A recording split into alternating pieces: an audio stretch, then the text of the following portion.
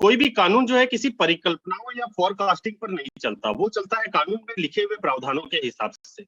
और जब हम कानून की बात करते हैं तो इस बात को हम समझ ले कि जब हम 8 की बात करते हैं तब वो बात होती है पर्सनल इंफॉर्मेशन से रिलेटेड, और जब हम सेक्शन 11 की बात करते हैं तब वो होती है थर्ड पार्टी, दैट मीन्स तृतीय पक्ष। ठीक है। दूसरी बात कि अगर हम इस आधार को मानने लग जाए कि भाई कोई घटना घट सकती है, कोई आत्महत्या हो सकता है, तो फिर तो एक भ्रष्टाचारी व्यक्ति भी ये बोलेगा कि भाई अगर ये मेरी भ्रष्टाचार की जानकारी आ जाए तो मैं मर सकता हूँ, मेरी वाइफ मर सकती है, मेरे बच्चे मर सकते हैं शर्म से। तो इस तरीके की फोरकास्टिंग का इस कानून में कोई प्रावधान नहीं है, और इस तरीके की कोई प्रावधान नहीं चलती। अगर ऐसा प्रावधान चलता तो सेक्शन 7(1) में जब हम 48 घंटे में जानकारी के लिए, तो हम तो सिर्फ ये लिख देंगे कि भाई हमको जानकारी नहीं मिलेगी तो हमारी मौत हो जाएगी, हम आत्महत्या करने की स्थिति आ जाएगी। तो क्या वो 48 घंटे में जानकारी के लिए उस फोरकास्टिंग को मान ले? नहीं मानी जा सकती। दूसरी बात, जो 8(1)J और सेक्शन 11(1) में जो इतने अच्छे से गांधी जी ने उस चीज को एक्सप्लेन किया, मैं उनकी बातों से पूरी तरह सहमत हूँ, क्योंकि हम लोग जो गलती कर रहे हैं इसी कारण से डीपीडीपी सरकार जो है बिल लेके आ भी पाई, और भविष्य में अगर बना तो वो पारित भी कर देगी। वो डीपीडीपी बिल इसलिए ही कर देगी क्योंकि हमें जो है ऐसी सूचनाएं जिसका लोकहित में कोई वो नहीं है, हम इतना ज्यादा उसमें गोपनीयता या कॉन्फिडेंशियलिटी बनाना चाहते हैं बिना कानून को समझे और जाने कि उसका विवेक खत्म हो जाता है। तो मैं फिर से एक बार रिपीट कर दूं, छोटी सी लाइन है, ज्यादा बड़ी नहीं है। आपको 8(1)J समझना है तो 8(1)J का सिर्फ 3 ही पॉइंट है, आप 3 ही बात समझिए। पहला, पर्सनल इंफॉर्मेशन होनी चाहिए। दूसरा, उस पर्सनल इंफॉर्मेशन का किसी की प्राइवेसी पर बेमतलब का या बिना कोई काम का कोई इंटरफेरेंस नहीं होना चाहिए। तीसरा, उसका लोक क्रियाकलाप से कोई लेना देना नहीं होना चाहिए। अब जैसे अंक सूची की बात जब आती है तब इसका लोक क्रियाकलाप से लेना देना है। क्यों? क्योंकि स्कूल का काम है, वो जॉब है, तो पहली बात वो लोक क्रियाकलाप का हिस्सा है। दूसरी बात, जब हम 11 सेक्शन 11(1) की बात करते हैं और उस दृष्टिकोण से देखते हैं तो इसका निर्णय पीआईओ को 5 दिवस के भीतर लेना है कि भाई ये जानकारी थर्ड पार्टी की है। एक, दूसरा, थर्ड पार्टी ने ये माना हुआ है कि ये जानकारी उसकी कॉन्फिडेंशियल जानकारी है जिसे किसी को नहीं देना है। अब इसके बाद जो कंडीशन क्रिएट होती है कि क्या पीआईओ भी यही मानता है कि वो जानकारी कॉन्फिडेंशियल है? अगर पीआईओ ये मानता है कि हो सकता है भाई ये जानकारी कॉन्फिडेंशियल है, तो वो 5 दिन के अंदर उसको नोटिस दे दे, सामने वाला उस पर जो है अपनी आपत्ति दर्ज करा दे। ठीक है, आपत्ति दर्ज कराने के बाद वो देखे कि भाई इसमें कोई ऐसा इंटरेस्ट है कि नहीं जो कानून के अनुसार है कि नहीं। सिर्फ इस आधार पर कि कोई आदमी की किसी भी तरीके से कोई आत्महत्या कर सकता है, कोई मानसिक रोगी है या कुछ है, तो ये नहीं रोका जा सकता। और एक बड़े मजे की बात बता रहा हूँ, बड़े मजे की बात है, कोई फेल हुए आदमी का सिर्फ इतनी जानकारी मिल जाए कि ये आदमी फेल है, तो कोई जानकारी को खरोटता नहीं है। जानकारी खरोटता का तब है जब कोई फेल होने वाला आदमी पास हो जाता है। तो जब कोई फेल होने वाला आदमी पास हो गया हो, तो अब मेरे को ये बताइए कि आप इस अनदेखी को या इस लापरवाही को सामने लाना उचित समझेंगे कि ऐसे लोगों को बचाने की कोशिश करेंगे? सही बोल रहा है। कानून इसमें एकदम यही बात बोलती है कि कोई चीज अगर गलत इंटेंशन से, गलत उद्देश्यों से की गई है तो उसमें यह नहीं देखा जाना है कि उसका क्या नुकसान होगा, उस चीजों पर कार्यवाही होनी चाहिए। Thank you. ठीक है, धन्यवाद देवेंद्र जी। शिवानंद जी, मैं आशीष नारायण बोल रहा हूँ। हाँ जी, बोलिए आशीष नारायण जी। देवेंद्र जी जो बोले हैं एकदम 200% सही बात। देखिए, अगर इंफॉर्मेशन अगर छुपाएगा, आप लोग को शायद मालूम है वेस्ट बंगाल में अभी नौकरी का स्कैम चल रहा है। हाँ, तो इसमें OMR सीट मैंने एग्जाम कॉपी में कुछ नहीं लिखा, उसका नौकरी मिल जाए स्कूल सर्विस कमीशन में। ठीक है ना, इसको लेकर बहुत बड़ा झमेला चल रहा, कोर्ट में केस चल रहा, एक्सेट्रा एक्सेट्रा। तो अगर कोई मामूली कारण से बोला कि पर्सनल इंफॉर्मेशन है, तुम्हारा मार्कशीट का कॉपी अगर हमको मिल गया तो कौन सा खजाना मिल गया हमको, भारत तुम फेल ही हो गया, तो उसको लेके हमको जानना था तो जान लिया, खत्म हो गया कहानी। इसका मतलब तो उसको लेके हमारा कुछ फायदा हो जाएगा, वो मर जाएगा, इस सब हमको लगता है ये लेम एक्सक्यूज है। गांधी साहब जो एक्सप्लेन किए हैं, देवेंद्र जी जो बोले हैं वही सही है। एक्चुअली मेरे ख्याल से मार्कशीट के साथ इसमें आंसर शीट्स भी मिलने का प्रावधान होना चाहिए। धन्यवाद। हाँ वो है, ठीक है। एक्चुअली मेरा कहना है disclosure will be denied while there is something to hide. अगर कुछ आपको छुपाना है उसी टाइम को बहानाबाजी होगा, ये नहीं दी जाएगा, पर्सनल है। और 90% पीआईओ को तो मालूम ही नहीं है थर्ड पार्टी का डेफिनेशन क्या है, थर्ड पार्टी का जब इंफॉर्मेशन होगा हमको क्या करना चाहिए। 90% पीआईओ को आरटीआई एक्ट का जानकारी है ये नहीं। देखिए अच्छा। देखिए, अब इसमें अपना जो इसमें पॉइंट था वो जिस तरह से शैलेश सर ने कहा, हमने उसको सामाजिक पॉइंट ऑफ व्यू से कहा। उन्होंने कहा कि आप कानून के हिसाब से बात नहीं कर रहे हैं, आप एक सामाजिक कार्यकर्ता की तरह बात कर रहे हैं। तो मैं इस बात से पूरी तरह सहमत हूँ। और जो हमारा अनुभव है, हम भी जो देखते रहते हैं, अक्सर कई बार ऐसा होता है कि कम मार्क्स पाने वाले, परीक्षा में फेल होने वाले लोग सुसाइड कर लेते हैं, डिप्रेशन में आ जाते हैं लड़के। हम उनकी बात कर रहे थे, उस पॉइंट ऑफ व्यू से हम बोल रहे थे कि जैसे लड़के पहले से ही मान लीजिए किसी तरह अपने आप को संभाल रहे हैं, ठीक है, उनके कम मार्क्स आए या फेल हो गए या इस तरह से, हम सिर्फ उस पॉइंट ऑफ व्यू को बोल रहे हैं। हम ये नहीं कह रहे कि उन्होंने गड़बड़ किया है तो उसकी निश्चित तौर पर जांच होनी चाहिए, विधिवत कमेटी बैठनी चाहिए। इसीलिए ना मैंने उसमें प्रावधान रखा नहीं वो ठीक जानकारी है, बिल्कुल लेकिन provide की जाए। अरे सुनिए आशीष नारायण जी, ये क्रूशियल इशू है यार, ऐसे नहीं होता है ना। हमारे आपके कहने पे ये चीज सार्वजनिक हो ही जाएगी, चाहे कितना भी सर पटक के मर जाए, फिर भी ऐसे मार्कशीट कभी भी सार्वजनिक नहीं हो पाएगी, सरकार कभी नहीं करेगी, ना कोई कोर्ट कर सकती है। इतने भी आप एग्जांपल ले लो, नंबर एक बात। दूसरी बात, नोटबुक भी आपकी कभी सार्वजनिक नहीं हो सकती है, ठीक है ना। अभी सरकार और भी ज्यादा प्राइवेसी करने, हमारे एडवोकेसी करने या ना करने से इस पर कोई फर्क नहीं पड़ता, लेकिन सोशल पॉइंट ऑफ व्यू को भी नोट किया जाना चाहिए। एक वैसा डिफिकल्ट इशू है कि हम ये देखते हैं कि जब ये रिजल्ट आते हैं तो बहुत सारे जो स्टूडेंट होते हैं तो डिप्रेशन में चले जाते हैं, बहुत सारी इसी डिप्रेशन के कारण आत्महत्या कर लेते हैं। अब ये चीजें किसी तरह से कुछ स्टूडेंट, मान लीजिए, हम मिसयूज की बात कर रहे हैं, हम ये इसके उस पक्ष की बात नहीं कर रहे हैं। तो इसमें यदि किसी तरह से उस व्यक्ति ने अपने आप को संभाला है, उसके परिवार ने, या मान लीजिए उस लड़के ने अपने आप को संभाला, लड़की ने अपने आप को संभाला कि ठीक है हम अगली बार प्रयास करेंगे, कर पाएंगे, और इसी दरमियान कोई जा करके वो जानकारी निकाल लेता है, निकाल करके उसका गलत मोटिव से उसको यूज कर लेता है, उसको पब्लिश करवा देता है और उसको सदमा सा लग जाता है, तो ये उसमें मल्टीप्लाई कर देगा। हमारा सिर्फ ये पॉइंट था, बाकी कोई करप्शन है, कोई भ्रष्टाचार है, कोई गड़बड़ी है, गलत तरीके से हुआ है, तो उचित तौर पर उस पर पूरा अधिकार होना चाहिए, उस पर कार्रवाई होनी चाहिए। सिर्फ ये वाला हमारा पॉइंट था और इसीलिए हम ये कह रहे थे। बाकी हमारे इसमें कोई ये नहीं है कि हम आरटीआई कानून के विरुद्ध आ रहे हैं कि आप लोगों से हम कोई वो करें। हम तो एक नहीं विरोध बात नहीं है। मैं कहना चाहता हूं आपका पॉइंट ठीक है। सुप्रीम कोर्ट ने जो अधिकार दिया है ये छात्रों को ये जांचने के लिए दिया है और हर एक छात्र को ये अधिकार दिया है वो देखे कि मेरा इवैल्यूएशन सही हुआ कि नहीं। ये अधिकार हर छात्र को, हर एक नागरिक को है। लेकिन प्रॉब्लम तब होती है जब एक व्यक्ति का दूसरा व्यक्ति मांगता है, तब फिर वो थर्ड पार्टी इंफॉर्मेशन हो जाती है। तो हर एक छात्र के लिए जो पहले रेमेडी थी, क्योंकि ये अधिकार क्यों दिया गया CBSE versus Aditya Bandopadhyay case में, ये हमको देखना पड़ेगा। सुप्रीम कोर्ट ने कहा कि छात्र को मार्कशीट मालूम है, उसको मार्कशीट मिलती है, उसको वो ये नहीं जानना चाहता है कि मुझे मार्क्स कितने मिले, वो ये भी नहीं जानना चाहता है कि मॉडल आंसर या सही आंसर क्या है, क्योंकि ये भी दुकानों में बिकते हैं। उसको तो ये देखना है कि जो कंपोनेंट्स से क्वेश्चन, कौन से पार्ट में मुझे सब क्वेश्चन में कितने मार्क्स दिए गए, मेरा इवैल्यूएशन सही हुआ कि नहीं हुआ, ये जानने का अधिकार हर छात्र को है। और इसलिए उन्होंने ये छात्रों को ये अधिकार व्यक्तिगत रूप से दिया हुआ है। और इसमें जो बाकी रेमेडी होती है, जैसे कि वो इनविजिलेटर कौन था, एग्जामिनर कौन था, हेड एग्जामिनर कौन था, पेपर सेटर कौन था, चेकर कौन था, ये जानकारी जो है ये 81G के अंतर्गत ना दी जाए, इस तरह के उन्होंने निर्देश दिया। तो हर एक छात्र को अपने लिए सूचना का अधिकार है, लेकिन जब कोई दूसरा व्यक्ति पर व्यक्ति उसकी मांगता है तब फिर 81J उसमें लागू हो जाता है। Thank you. वीरेन भाई, इसमें समझने की बात सिर्फ इतनी सी है कि हम दो साथ में पढ़ने वाले सहपाठी हैं, हम दोनों एक दूसरे की स्थिति को अच्छी तरह से जान रहे हैं कि आप कितने समझदार है या नहीं है, आपका पेपर का मूल्यांकन कैसा रहा है टेस्टिंग के दौरान। तो अगर मुझे ये इस बात का संदेह है कि भाई आपका पास होना संभव नहीं है, आपने किसी तरीके की कोई हेरफेर की है, तो मैं जब आरटीआई का आवेदन लिखूं तो उसके नीचे में मैं उसका अपना एक रीजन दे दूं कि भाई मुझे ऐसा विश्वास है कि सामने वाले की जो क्षमता है वो ऐसी नहीं थी कि वो ये अच्छा उल्टी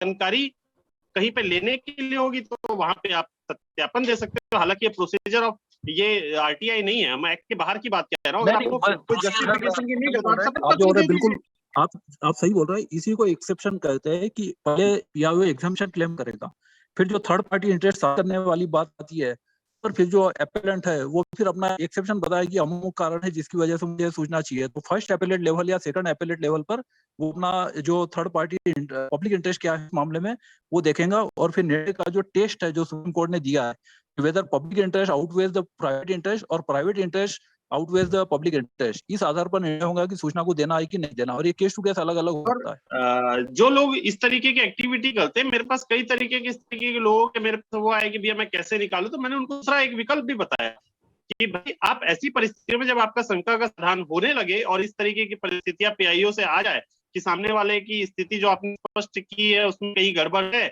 तो ऐसे मामलों में आप तुरंत एक सिविल सूट फाइल कर सकते हैं। सिविल सूट में आप वो कर सकते हैं कि भाई ऐसा संदेह है और इस संदेह के दायरे में इस डॉक्यूमेंट को मंगाकर न्यायालय भी देख सकते हैं, आप शपथ पत्र के जरिए से भी उसको देख तो सकते ही है। ठीक है, चलिए आगे बढ़ते हैं।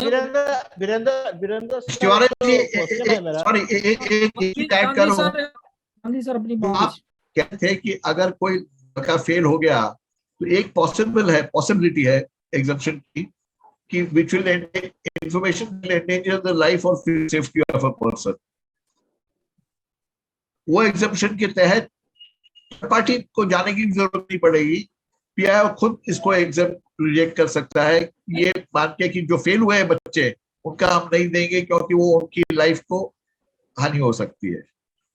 शैलेश सर, पॉइंट वहां पे वही है, आप इस पॉइंट को अल्टीमेटली आपने इसको कवर किया, और वही कहना था कि हम भाई भी यही बात कर रहे थे, सभी ये बात कर रहे थे कि हम लोगों को अंडर 18 वैसे भी जो स्टूडेंट होते हैं 18-20 साल के, उनको आप मतलब अंडर एज ही एक तरह से बोल सकते हैं, क्योंकि कानून भी आपको 21 साल 20 साल इस तरह से रखा हुआ है, 18 साल ठीक है रखा हुआ है, लेकिन उसका कोई औचित्य नहीं है।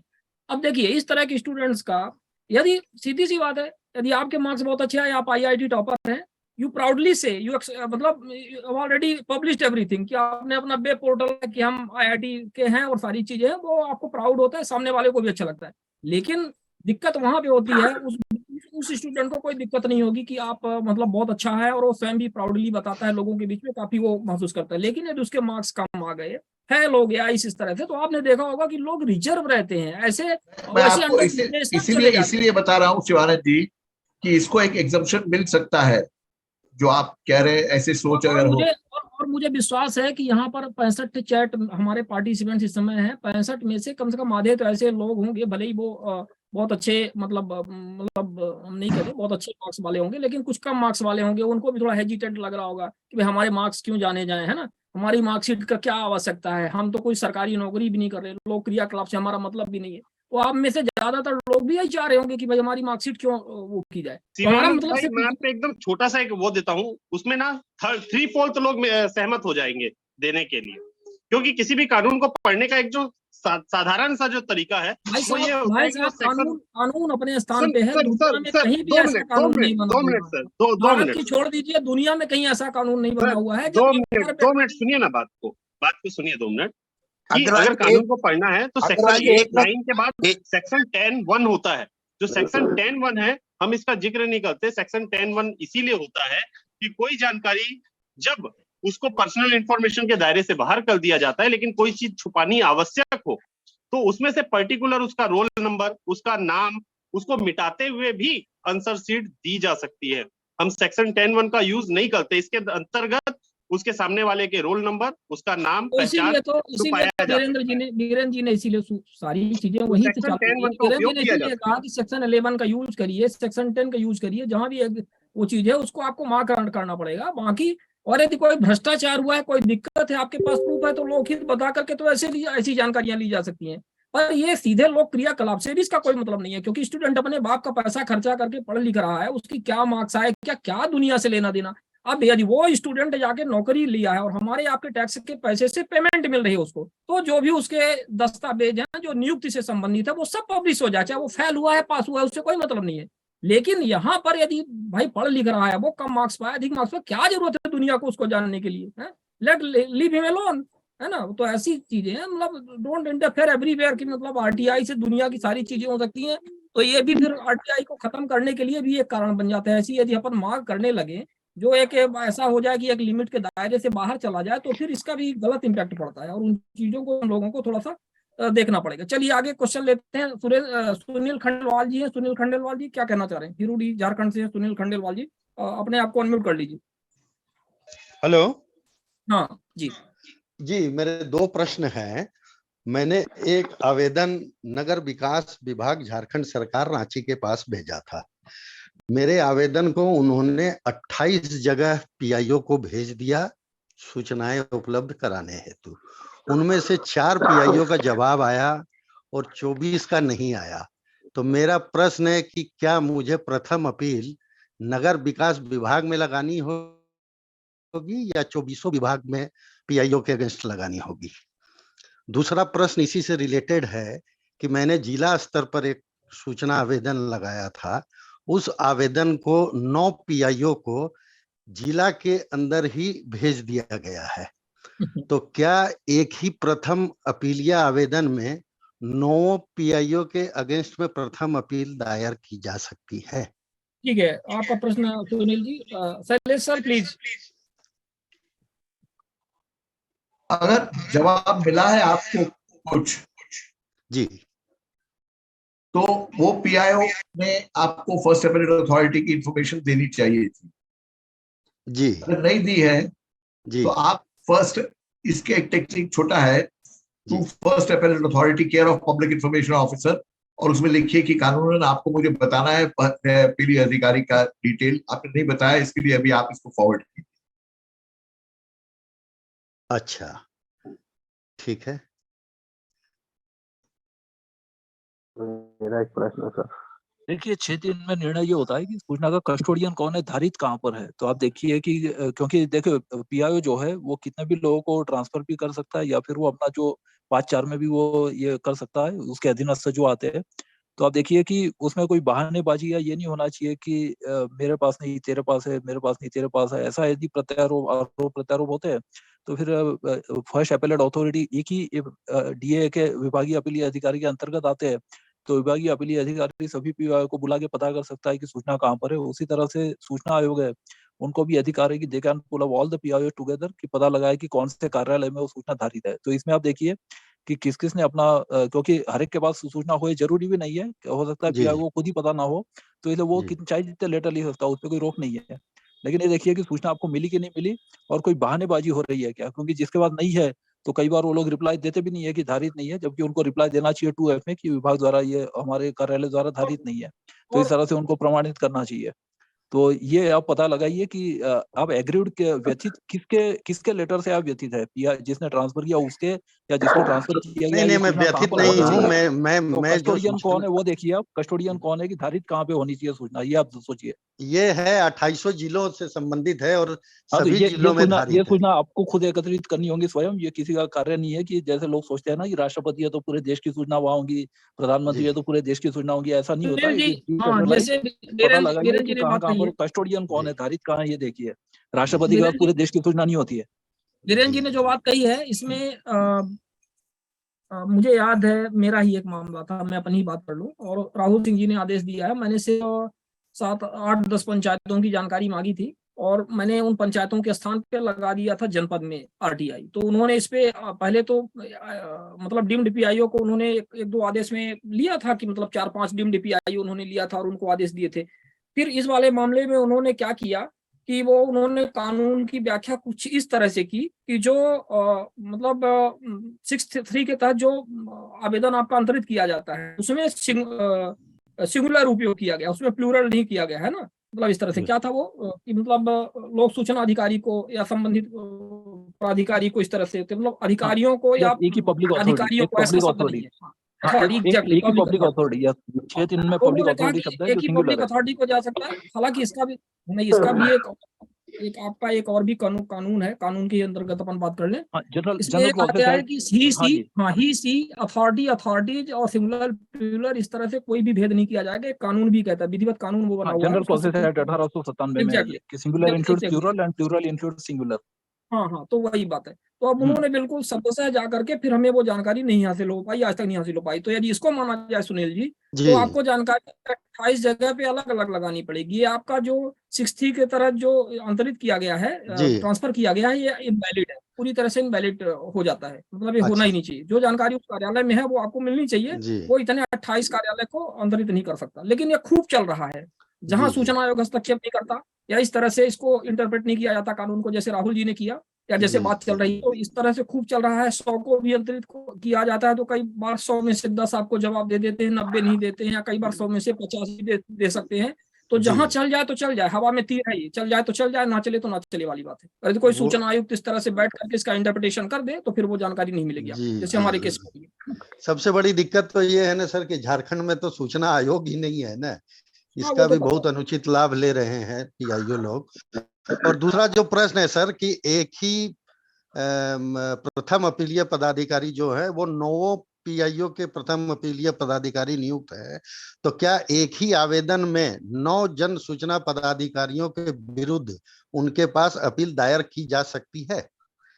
एक ही आवेदन में 9 पीआईओ के यस, खिलाफ आपकी की जा एप्लीकेशन सकती है? एप्लीकेशन यदि एक थी तो आप अपील भी एक होंगी, लेकिन यदि एप्लीकेशन एक से ज्यादा की है तो फिर अपील भी सेपरेट नहीं, होगी। एप्लीकेशन एक थी, 9 जगह हाँ तो फिर अपील, ट्रांसफर हाँ हुई। तो ऐसा है कि जो एक ही अधिकारी के अंतर में आते हैं तो फिर आप एक ही अपील कर सकते हैं, लेकिन अलग अलग 2 व्यक्ति के खिलाफ जैसे आपको 2 फर्स्ट अपील करनी है, जैसे कि जी ट्रांसफर करने वाला पीआईओ अलग है, जिसको अंतरित किया गया उसका अपीलीय अधिकारी, क्योंकि देखिए every PIO is responsible to his और her own appellate authority and their respective information commissions. वो अपने हम्म अपने अपीलीय अधिकारी और अपने अपने सूचना आयोग के प्रति ही उत्तरदायी है। तो इसलिए जी ये आपको देखना है कि वो एक ही अपीलीय अधिकारी के आते हैं तो फिर एक ही ये फर्स्ट अपील करना सफिशिएंट है, पर्याप्त होगा। ठीक है, उसी में 9 के अगेंस्ट में कर सकते हैं ना? हमारे बीच में भास्कर प्रभु जी भी जुड़े हुए हैं, काफी समय से। भास्कर प्रभु जी स्वागत है। आप इस विषय पर के क्या विचार है, थर्ड पार्टी इंफॉर्मेशन और सेक्शन 11 के बारे में? अपने आप कर लें। सेक्शन 11 एक्चुअली जब PIO intends to give information तभी सेक्शन 11 चालू होता है। और मुझे लगता है कि सेक्शन 11 जो नॉर्मल जो भी इंफॉर्मेशन जनरल इसमें सबमिट की जाती है, whether it is anything, it needs to be provided. और जब पीआईओ इंटेंट करता है कि ये इंफॉर्मेशन, जब पीआईओ इंटेंट करता है कि ये इंफॉर्मेशन मुझे देनी है, तो सेक्शन 11 लागू पड़ता है if the third party has said this information to be confidential. यानी सेक्शन 11 में वेरी क्लियर है, अगर कोई भी इंफॉर्मेशन पब्लिक अथॉरिटी को देते समय कॉन्फिडेंशियल ट्रीट किया जाए, ऐसे अगर बताया हुआ होगा, और उसके अलावा अगर पीआईओ इंटेंट करता है कि मुझे ये इंफॉर्मेशन देनी है, तब सेक्शन 11 चालू होता है। लेकिन ये सेक्शन 11 हर एक चीज को नहीं यूज कर सकते हैं। अगर वो स्टैंडर्ड प्रोसीजर है कोई भी पर्सनल इंफॉर्मेशन देना, तो मुझे लगता है कि सेक्शन 8 के अलावा सेक्शन 11 यूज नहीं कर सकते। ये मेरा पर्सनल ओपिनियन। सही है, आई एग्री विद दैट। और बाकी के प्रोसीजर तो सभी को मालूम हो गए, 5 days 10 days, और ये सब तो मालूम होगा कि थर्ड पार्टी को भी प्रोविजंस है फर्स्ट अपील का और सेकंड अपील का। और मुझे लगता है कि अभी बहुत जगह में एक सेक्शन 11 के अलग मैं एक सेक्शन ले रहा हूं, सेक्शन 41A। सेक्शन 41A कहता है कि all the offices need to be connected via internet so that information can be accessed across the country. सच बोला तो वो कहा जाता है। तो मुझे लगता है कि लोगों ने अभी 16 साल 17 साल पूरा होने वाले हैं, 17 साल, और हम अभी देख रहे हैं कि फिजिकल एप्लीकेशन करना या ऑनलाइन अब तक बहुत जगह में चालू नहीं हुआ है। और सुप्रीम कोर्ट में अभी हाई कोर्ट का जो सभी डिस्ट्रिक्ट कोर्ट को भी उन्होंने ऑनलाइन एप्लीकेशन लेने के ऑर्डर्स दिए हैं। These are efforts of Mr. KC Jain from Agra, जो प्रवासी लीगल सेल के थ्रू से वो केस डाला गया था और रिसेंटली ऑर्डर दिया है। और 2 ऑर्डर्स बाकी हैं सुप्रीम कोर्ट में, जो अभी इस मार्च एंड में या फर्स्ट वीक में शायद आने वाले हैं। तो मुझे लगता है कि सबने अभी थोड़ा सा सेक्शन 4(1)(a) का जिक्र करना चाहिए और पब्लिक अथॉरिटी को फोर्स करना चाहिए कि आप जब ट्रांसफर करते हो या फॉरवर्ड करते हो, मेजर आईटी एक्ट के तहत सभी public authorities either they are connected via internet, और दूसरा एक इंटरनल प्रोसीजर है दैट इज इंट्रानेट। एक इंटरनेट वाया वाईफाई आप करते हैं, दूसरा जो है प्रोसीजर वाया इंट्रानेट। यानी मेरे हिसाब में सभी ग्राम पंचायत, सभी जिलाधिकारी, सभी बीडीओ वगैरह सब जो है वो इंट्रानेट के थ्रू कनेक्टेड है। अभी अगर कोई आर्ग्यूमेंट करता है मेरे से कि भाई कनेक्टेड नहीं है, वो नहीं है, मैं तो देखा हूं कि कनेक्टेड है, महाराष्ट्र में होना चाहिए। और जो भी आरटीआई एप्लीकेशंस है उनको सेक्शन 5 यूज करने में, यानी 5(3), 5(4) और 5(5) जो है, जो असिस्टेंस लेना एक ऑब्लिगेटरी पीआईओ को भी है। तो मुझे लगता है कि अभी लोगों ने, सबने कहना चाहिए कि आप वाया पोस्ट ट्रांसफर करने की कोई गरज नहीं है। आप तो इंटरनेट में कनेक्टेड हो, आपके पास स्कैनर है और कंप्यूटर्स भी दिए गए हैं, तो दे शुड ट्रांसफर और फॉरवर्ड द एप्लीकेशन। मैं ट्रांसफर वर्ड यूज कम करूंगा, forward the application by using internet facility. और वो अगर 50 पीआईओ है, 30 पीआईओ, कितने भी पीआईओ होने दो, वो ट्रांसफर कर सकते हैं और ये इंफॉर्मेशन उसी आधार पे असिस्टेंस लेके मंगा के एप्लीकेंट को दे सकते हैं। अभी हाँ, मैं ये थोड़ा सा डिफिकल्ट प्रोसेस होगा, मैं ये नहीं बोलता हूं, लेकिन जब हम लोग इंसिस्ट नहीं करेंगे तो ये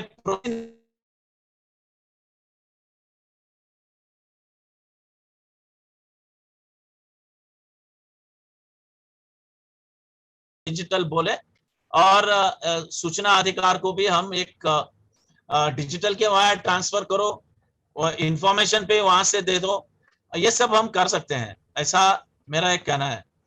क्योंकि मैं अभी एक म्युनिसिपल कॉर्पोरेशन में मुंबई में अभी चालू किया हूं, आई फोर्स देम टू सेंड, अगर असिस्टेंस लेना है तो आप पोस्ट में मत भेजिए। मुझे भी बोलते हैं कि आप 5,000 भरो, 10,000 भरो।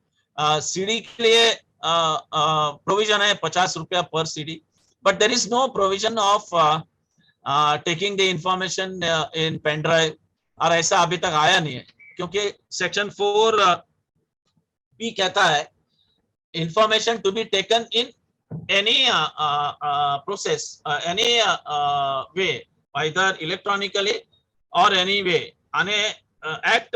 एक्ट तो प्रोविजन रखी है कि आगे कोई भी सिस्टम आ सकता है, कि इलेक्ट्रॉनिक सिस्टम आ सकता है, जो अभी हम क्लाउड में स्टोरेज होता है, सब कुछ होता है।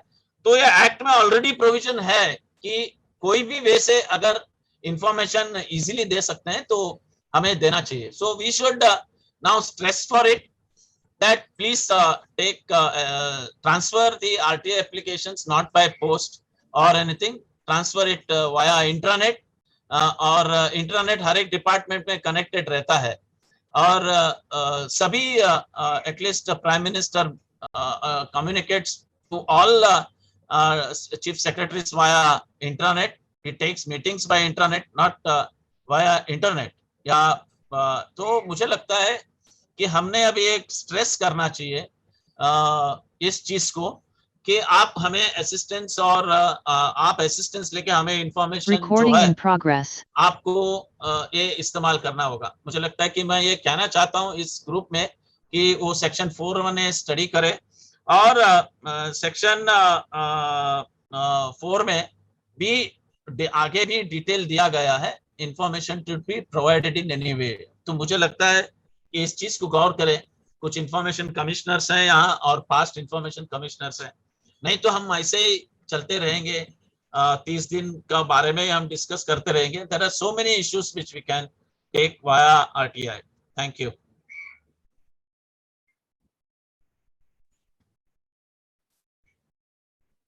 धन्यवाद। मेरा थोड़ा सा डिस्कनेक्ट हो गया था, नेटवर्क की आज दिक्कत आ गई थी, यहाँ पर थोड़ा सा लोकल इन्वायरमेंट भी सही नहीं है, तो इसकी वजह से क्षमा चाहेंगे। और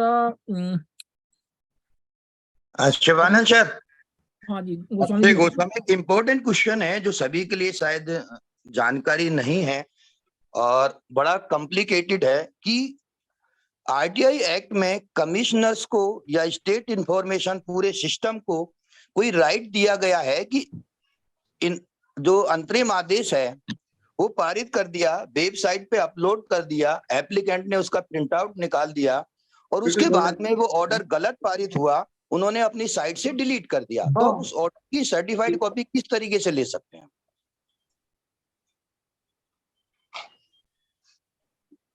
जी हेलो हेलो। हाँ जी, मतलब कौन सा सर्टिफाइड कॉपी की बात कर रहे हैं आप? देखिए, एक कमिश्नर साहिबा ने जो इंटरनल, जैसे फाइनल ऑर्डर से पहले एक आदेश पारित कर देते हैं, भी जानकारी दो, इस तरह के जो सिस्टम्स में करते हैं, उन ऑर्डर्स के 3 केसों में 3 इन्होंने अंतिम आदेश ना देके इंटरनल जो होते हैं इनके अंतरिम आदेश जिसको बोलते हैं वो पारित किए। और उसके बाद में जब हमने कोई कंप्लेंट रेज की कि भी आपका ये डिसीजंस गलत हैं, कि जबकि फर्स्ट अपील ऑफिसर ने जानकारी देने के लिए ऑलरेडी ऑर्डर पास कर दिए थे और कमीशन को भी इंटीमेट कर दिया था, तो उन्होंने वो 3 ऑर्डर 1 महीने के बाद में हमारी कंप्लेंट गवर्नर ऑफिस को मिलने के बाद में अपनी वेबसाइट से डिलीट कर दिए, जिनकी सर्टिफाइड कॉपी मेरे को नहीं दी, ना तो एविडेंस एक्ट में दी उन्होंने, ना ही आरटीआई में दी, लेकिन उसके प्रिंट आउट में निकाल चुका था। तो अब वो कॉपी हमें कहां से मिल सकती है? या उनको कोई राइट है कि इस तरह के अपनी वेबसाइट पे 1 महीने तक ऑर्डर को रखें उसके बाद डिलीट कर दें? ये शायद पहला ही केस होगा मेरे हिसाब से। तो नहीं, ऐसा पहले भी मैंने सुना है, ये इलीगल एक्शन। तो सर अब उसकी मैं कोर्ट में मूव करूं, मेरे पास तो प्रिंट आउट निकाला हुआ है, लेकिन वो सर्टिफाइड कॉपी ना तो आरटीआई में दे रहे हैं और ना ही एविडेंस एक्ट में उन्होंने हमें दिया है। सर जी ऐसे प्रूव करेंगे ये पता नहीं मुझे। सर जी ऐसा ही किस्सा मेरे पास तो हार्ड कॉपी में है, मेरे पास प्रमाणित कॉपी है। 3 हेयरिंग में इन्होंने कहा कि जानकारी दी जाए और चौथी हेयरिंग में बोलते हैं 81E और 81J में नहीं दे सकते, और 4 बिंदुओं में जानकारी मांगी है जो 81E और 81J में नहीं आती है, और इन्होंने ये भी नहीं बताया कि कौन सा बिंदु की जानकारी 81E में आती है और कौन से बिंदु में जानकारी 81J में आती है। मैंने उसमें एक 18 में कंप्लेंट भी लगा रखी है, वो कंप्लेंट भी अभी सूचना आयोग के पास 4 महीने से पेंडिंग में है। मैंने कंप्लेंट में ये लगा रखा है कि भाई आप लोगों ने बोला 81, पहले बोले कि देंगे और बाद में अब बोला कि 81E और 81J में है, और मैं जानता हूं कि 81E में नहीं है, तो इसकी शिकायत की निस्तारण किया जाए। तो अभी 4 महीने हो चुके हैं मध्य प्रदेश सूचना आयोग के पास, AK शुक्ला के पास में दिए हुए, उसका कोई सुनवाई नहीं हो रही है। मेरे पास 2 बार हार्ड कॉपी निकाल के मैंने अपने पास सुरक्षित रखी है, प्रमाणित कॉपी, ताकि मैं कोर्ट कचहरी जा सकूं। नहीं सोलंकी जी, मेरे तो 2 केसों में 3 केसों में इन्होंने ऑर्डर डिलीट कर दिए, और 2 केसों में जिसकी हमने जानकारी मांगी थी उसकी जानकारी हमें मिली नहीं है। लेकिन कमिश्नर साहब का आदेश देखिए, आज तक मैंने तो कहीं सुना, मुझे ऐसा आभास होता है या मुझे ऐसा लगता है कि जानकारी एप्लीकेंट को दे दी गई होंगी, इसलिए केस निस्तारित। क्या है सर गांधी सर, ये क्या है? जगह का ये यूपी का केस है। अच्छा, राजीव कपूर 11 नंबर कोर्ट, 2 साल हेयरिंग, एक पीआई को कंसिडर करते हैं, जब इनके पास केस जाता था उन्होंने पीआईओ चेंज कर दिया। नहीं, उसके लिए आप एक आवेदन लगा करके, आरटीआई लगा करके सर आरटीआई में आदेशिका की प्रमाणित कॉपी मांग लीजिए, यदि मिल जाए तो बहुत अच्छा काम है। सोलंकी जी नहीं दी, आरटीआई में भी नहीं दी, एविडेंस एक्ट में भी नहीं दी। अच्छा, दोनों में मना कर दिया, क्या करा उन्होंने? एविडेंस एक्ट तो आरटीआई में घुमा दिया, आरटीआई में तो उन्होंने कोई जानकारी दी नहीं। तो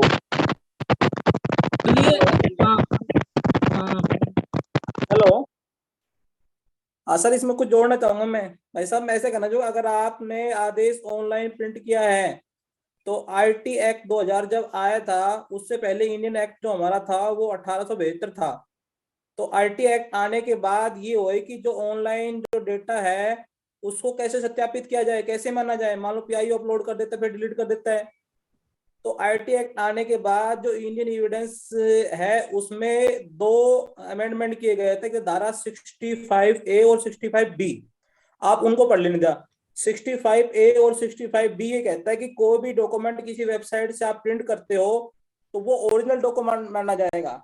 लेकिन जब सामने वाला ये कहता है कि भी ओरिजिनल कैसे माना जाएगा, तो आपको प्रूफ ये करना होगा कि जो डॉक्यूमेंट आपने प्रिंट किया है उसको अपने सिस्टम में सेव करो। सिस्टम में सेव करने के बाद जब उसमें कोर्ट में प्रोड्यूस करते हो तो एक 65A का फॉर्मेट होता है, उसमें आपको 65 फॉर्मेट में कोर्ट के साथ एफिडेविट लगा के देना पड़ेगा कि फलानी फलानी तारीख को मैंने इस वेबसाइट से ये डॉक्यूमेंट प्रिंट किया है और मेरा ये प्रिंटर नंबर है और ये मेरे सिस्टम की कॉन्फ़िगरेशन है, इसमें ये रैम डली हुई है और ये रोम है, ये सारी डिटेल, ये ऑपरेटिंग सिस्टम है और ये उसकी ओरिजिनल कॉपी जो मैंने सेव की थी वो मेरे सिस्टम में सेव है और वो आप लगा के कोर्ट में प्रोड्यूस कर दो, उसको कोई भी मना नहीं कर सकता।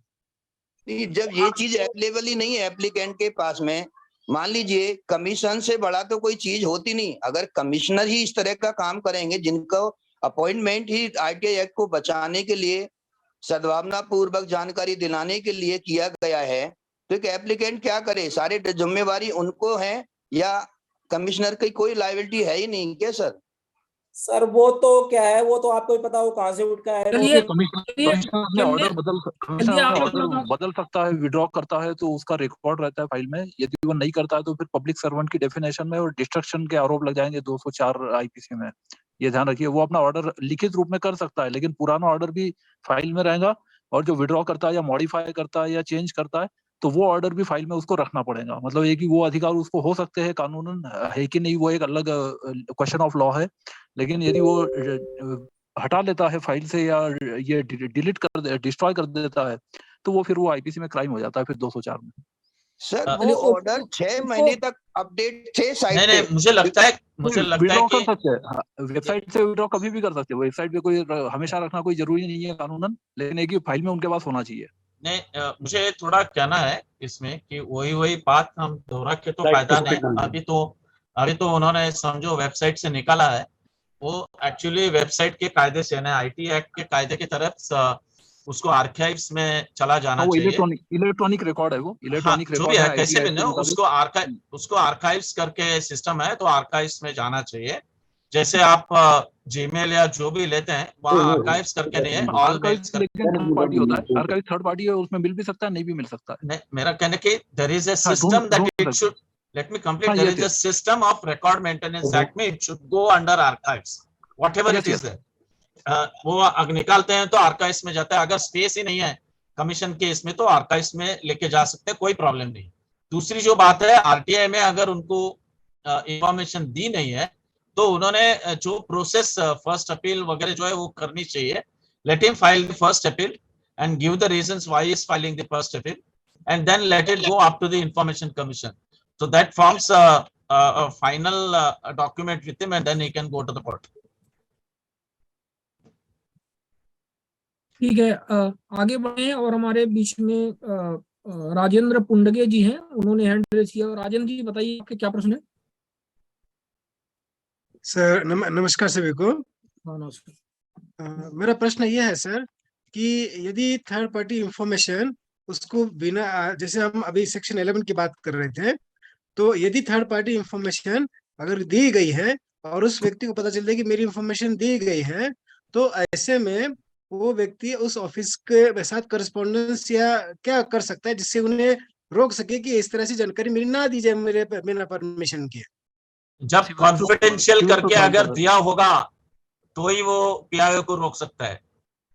अगर जनरल इंफॉर्मेशन दी है, इफ अगर कोई सर्विस को कोई डॉक्यूमेंट्स लगते हैं, अगर वो सर्विस के डॉक्यूमेंट्स हैं तो देने में कोई अर्ज नहीं है, आपको पूछने का भी जरूर नहीं है। जब जो भी इंफॉर्मेशन दिया हुआ रहता है स्टैंडर्ड प्रोसीजर से अलग जो चीज है, अगर इंफॉर्मेशन दी है जिसको कॉन्फिडेंशियल करके बताया है, सेक्शन 11 क्लियरली कहता है if you have told that this information is confidential then only it can be termed as he has to take permission, otherwise कोई जरूर नहीं है unless and until it's a personal medical record or